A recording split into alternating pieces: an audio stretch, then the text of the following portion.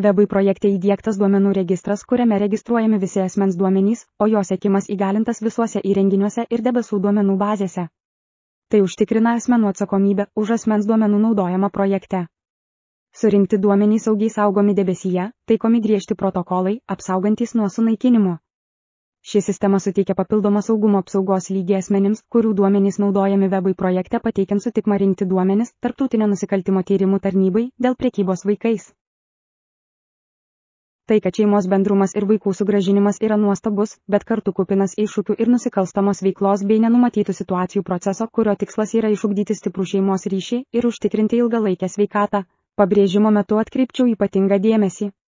Šiandieninėje visuomenėje šeimos vientisumas ir atkūrimas yra esminis ir neatsiejamas aspektas, kalbant apie vaikų gerovę ir laimę.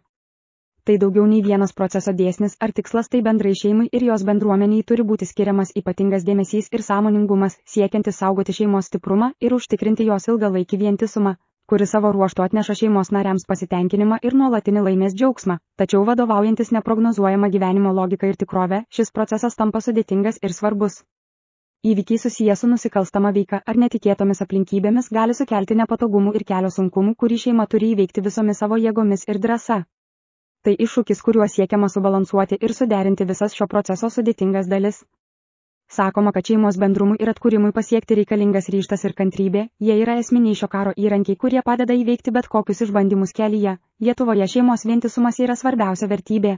Lietuvos Respublikoje esančiom šeimoms kurti atskirą sustiprintą sistemą, stiprybės, saugumo, stabilumo stočiai steigti prieš bet kokią prievartą, išbandymus ir išgyvenimus.